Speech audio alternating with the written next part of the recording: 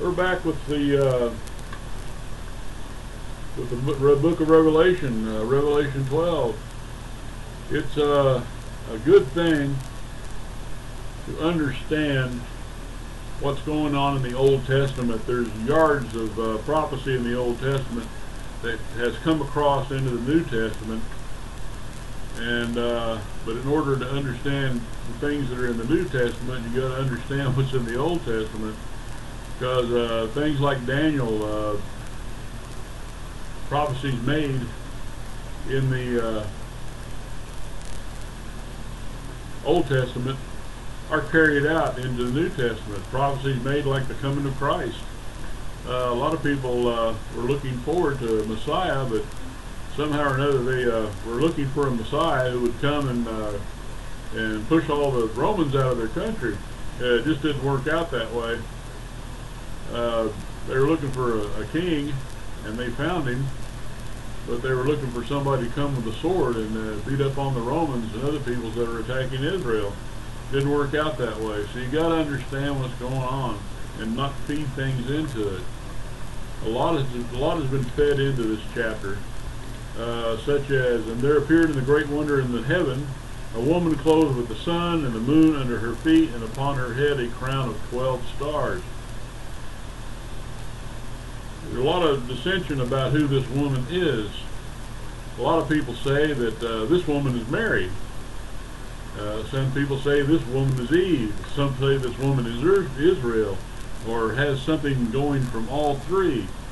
Now later on you're going to see this woman is given wings and carried off into the wilderness to be protected. Here's the question. When did Eve or Mary ever need to be carried off into the wilderness and protected? The one that needs to be carried off is Israel. Go back here to Joseph. Back to Jacob, Rachel, and 11 sons, and 12, and Joseph the 12th to be added. And he says, and he dreamed yet another dream, and told his brethren, and said, Behold, I have dreamed a dream more, and behold, the sun and the moon and 11 stars made obeisance to me. And he told his father and his brethren, and his family rebuked him, and said unto him, What is this dream that thou hast dreamed? See, I and thy mother and thy brethren indeed come to bow down ourselves to thee on the earth. And which is exactly what happened. When Jacob and family showed up, they did. The sons did it first, all 11 of them. Especially when they're sitting at the table and he goes, hey, I'm Joseph, does my father yet live? And you know something like that make your little belly button go, and they probably thought they were going to die, and according to them, deservedly so. But Jacob, as a type of Christ, forgave them and set things up good and brought his father in there and all that. But you see that Jacob and Rachel are the sun and the moon. And in the Old Testament there's 11 stars, but in the New Testament there's 12 stars. That lady is Israel. She is the nation of Israel. And she being with child travailed in birth and pain to be delivered. As Israel, at this particular time, the Romans were there, stepping on everybody, and yeah, that nation was in travail. But that nation in travail produced Messiah. Let me look at what I'm trying to find here.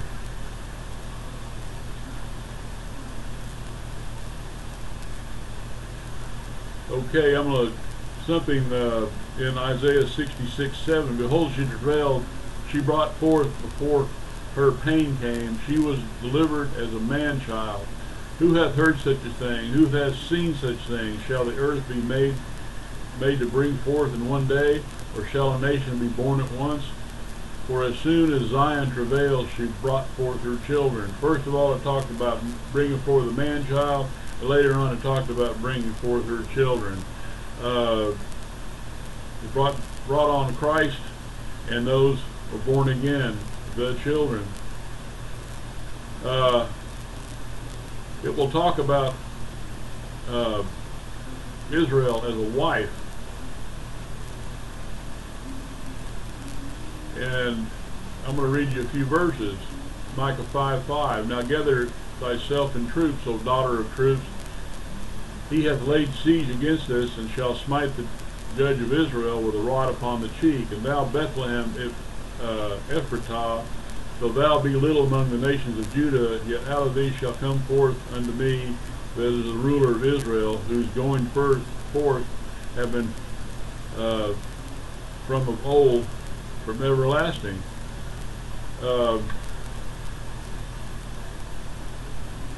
So it talks about Israel as a wife, one who's to bear a child.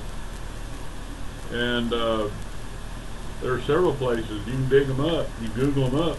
Things where you find out where God talks about Israel as a woman, his wife, who has gone whoring, which is kind of the high end of low. It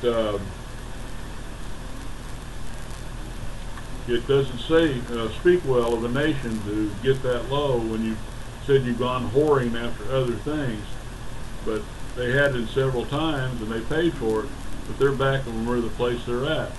Problem is they're back in mostly unbelief.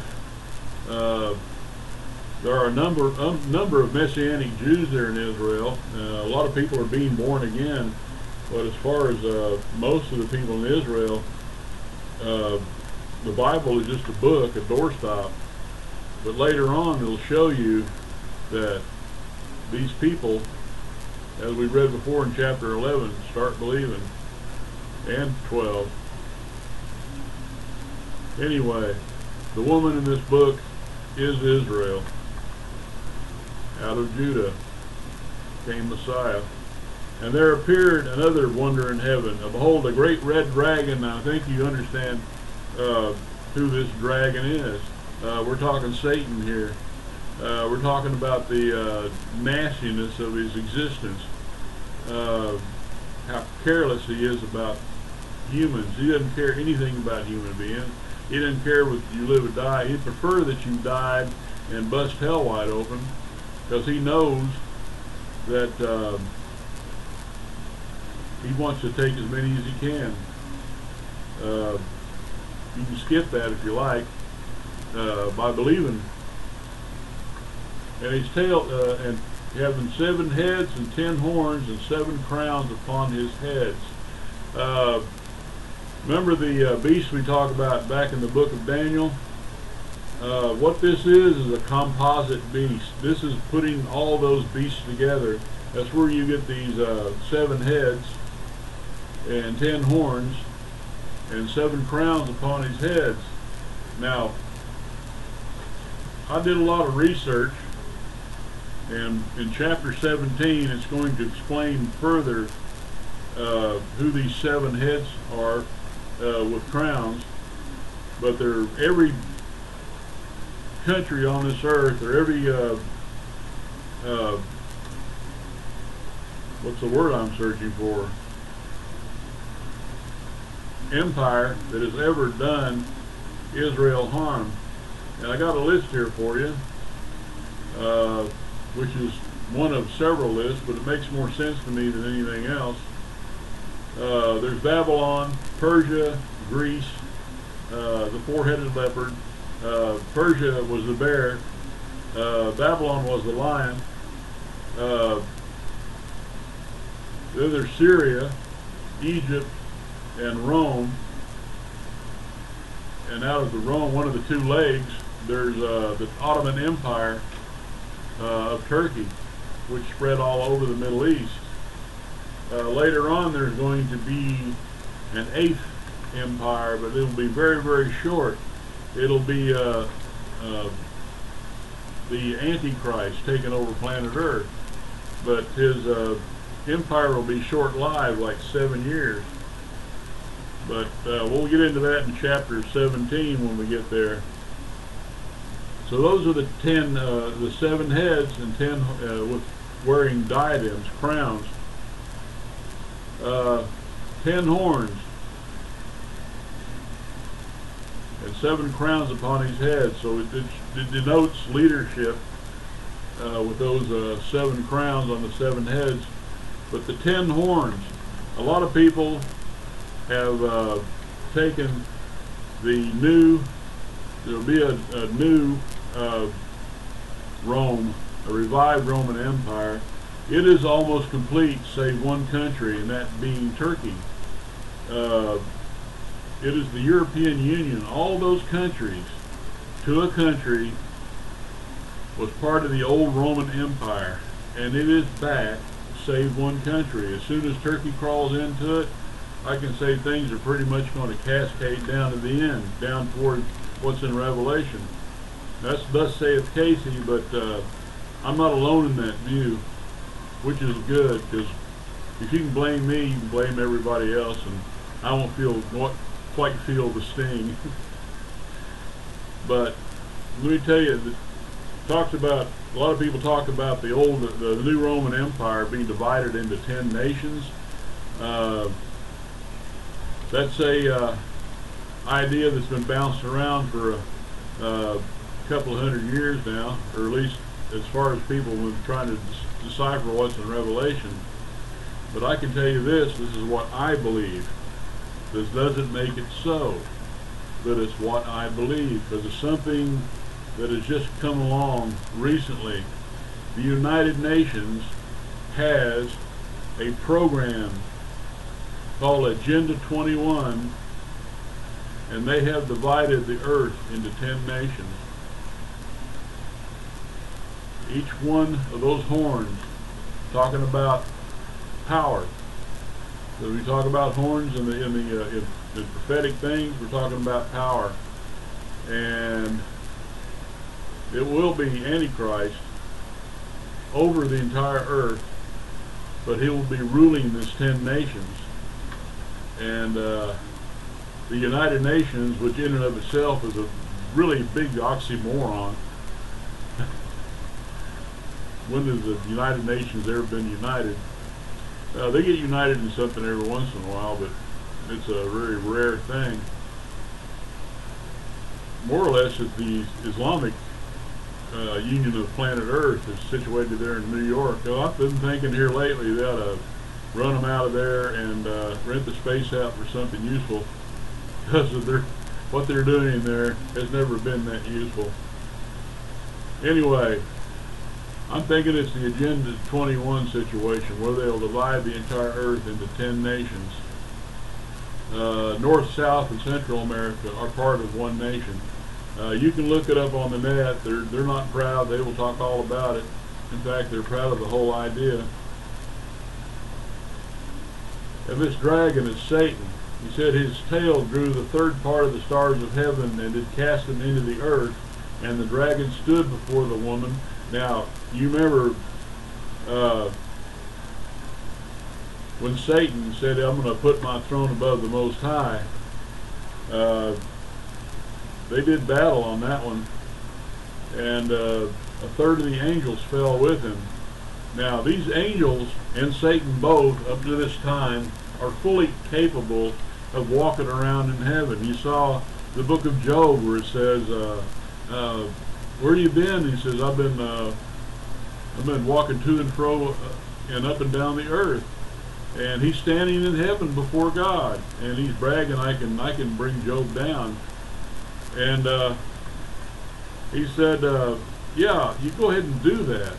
You ever notice that Satan, going out of his way, trying to put himself in God's place, always seems to seek permission from the God he's trying to overcome to do anything? I mean, it makes nonsense to me, but it makes a whole lot of sense to him to try to do these things, but he always has to go seek permission. Because God, who being God and the creator of all things, has him on a leash. He allows him to do so much. And you say, well, how come there's so much evil in the world? Well, Satan is here. He's running around on the earth and in heaven at this particular moment, but it's people's choice. You choose where you spend eternity. You choose what you do in this earth. Everything here is free choice. God gave us a choice on everything. We have a choice in everything in our day, and what we want to do. Sometimes we're limited to certain choices by political things, but spiritual things, you have a wide open field. People in countries that don't believe the Bible, the God of the Bible, yeah, it's really tough. It can cost you your life to believe, but they make that choice. They make that choice to stand up on their hind legs and say, yeah, God is who God is, and I'm one of His.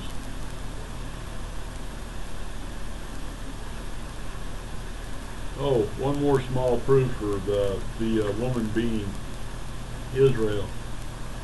In Isaiah 9:6, it mentions unto us means to the Jews.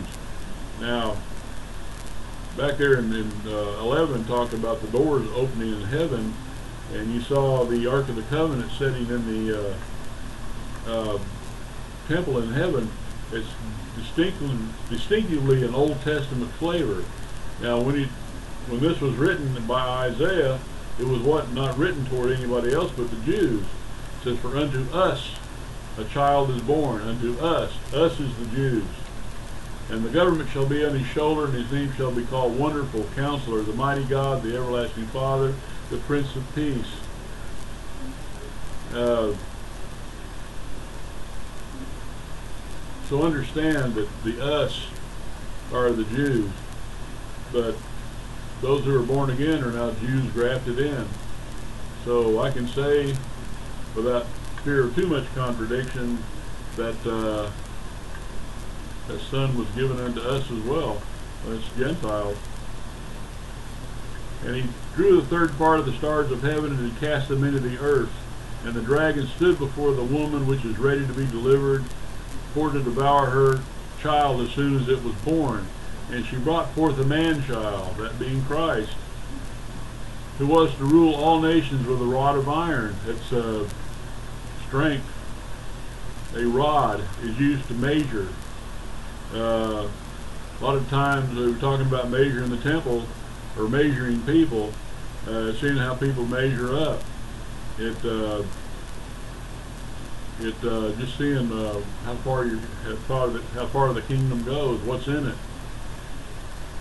and what's in us. And her child was caught up unto God and to His throne, just as Christ was. And the woman fled into the wilderness, where she had a place prepared to God, and they should feed her there 1,260 days, 1,260 days, at 3.5 years. Now she fled into the wilderness. A lot of people say it's Petra. That's the big thing right now. It's got to be Petra. J. Vernon McGee once again mentioned an idea that it makes sense to me. Now, if you drag somebody into a canyon like Petra, and people are flying aircraft, it kind of makes you a target, a really good target, a fixed target. And so, as far as I'm concerned, it's going to be somewhere else. But he carries, if he can take care of her there, he can take care of her anywhere. It's God, you know. He can take care of business. And there was a war in heaven. Michael and his angels fought against the dragon, and the dragon fought and his angels, and prevailed not, neither was there a place found any more in heaven. And the old dragon was cast out, that old serpent called the devil and Satan, which deceives the whole world. He was cast out into the earth, and his angels were cast out with him,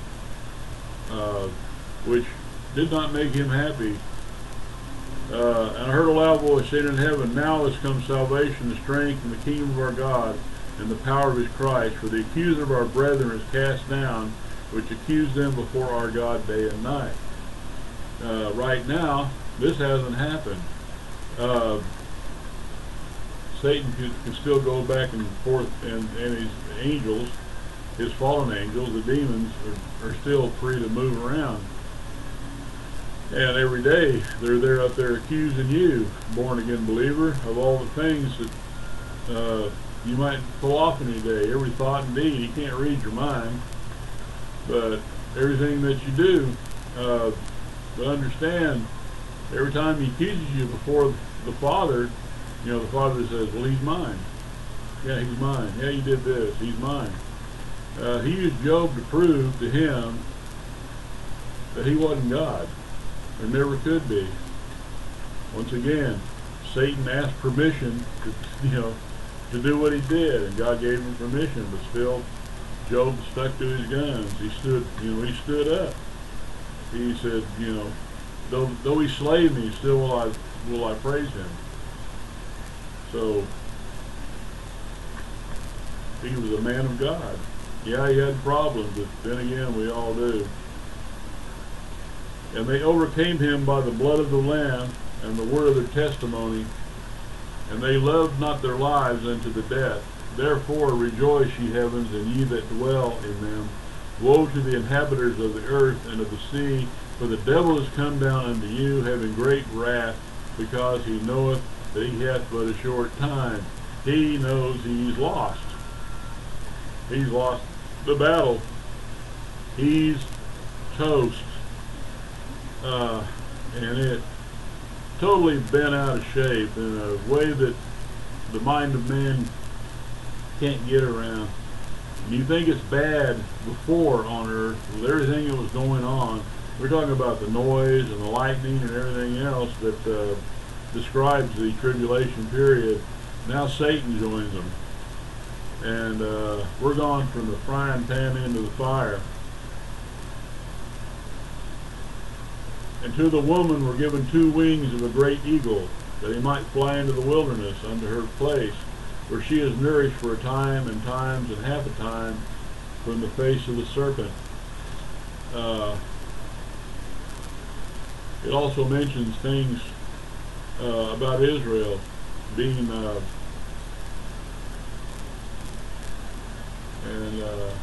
guess I can't, oh, there we go. Talks about Exodus 19:4. You have seen what I have done unto the Egyptians, and how I bore you on eagle's wings, and brought you out unto myself. Carry Israel off to the wilderness. That's those same eagle's wings. I'm glad I wrote all this down. I just wish I was a little bit better organized in it. But I think you all get the drift. And the serpent, okay, time, that's a year, times, that's 3 and half a time, that's 3.5 years from the face of the serpent. Satan is still trying to destroy Israel. Without Israel, none of this can come to pass, because this is the last week of Israeli history, last week of Jewish history. That's what we're talking about. This is the 70th week. This is the 70th week of Daniel. It's a tough time, but you got believers on the earth now. You got people, after that earthquake, decided to believe God. Sometimes it takes a good shaking to actually bring a person to where they actually seek God's face in anything. But these people are doing it. I'm not saying all these people have been born again, but this is a remnant. Every time Israel got carried off somewhere, there was always a remnant left behind that believed. But if you got hundreds, you got thousands of people that didn't believe a word of it and got carried off for that, there were still those amongst them who did believe and tried to warn them to begin with. And he always managed to have people go with that group of people, that remnant that believed, to keep the word alive. Such as the folks who carried off to Babylon. And the serpent cast out of his mouth water as a flood after the woman, that he might cause her to be carried away of the flood. And the earth helped the woman, and the earth opened up her mouth and swallowed up the flood which the dragon cast out of his mouth. He's going to take care of Israel during this time. I mean, they may be ragged and hungry, but they're going to be taken care of. And the dragon was wroth with the woman, and went to make war with the remnant of her seed, which keep the commandments of God, and that have the testimony of Jesus Christ. That's born again people. These are Jews. Yeah, there will be numbers of people who are born again during the tribulation period. There's that group of 144,000. Look in chapter 14. We're fixing to get there to tell you exactly who those people are. And there are people who are saved during the tribulation period. Yeah, they lose their lives, but they never lose things for eternity. They're eternal. They're born again. They're alive forever. Just as you can be. If you believe Jesus Christ is the Son of God, you believe He died, was buried, and resurrected. If you believe all those things, God wants to save you. What's in your heart is going to come out of your mouth. It said, call upon the name of the Lord. Those who call upon the name of the Lord shall be saved. Shall means it's a double-barrel cinch. So, leaving you with that, and coming back to chapter 13 after a lot more study. And I'll tell you what, I think since I started doing these Bible studies on YouTube, I've learned more about the Bible than I ever thought about, and it's stuck with me, and it's made changes in me. I've noticed the changes, and I like them. I used to like to talk about this stuff a lot, but I never really acted it out that much, and now the Lord's got me acting out, not acting up. Anyway, what I can say now is, the Lord bless you and keep you and make His face to shine upon you. And you have the message, and I'll see you with chapter 13 later on.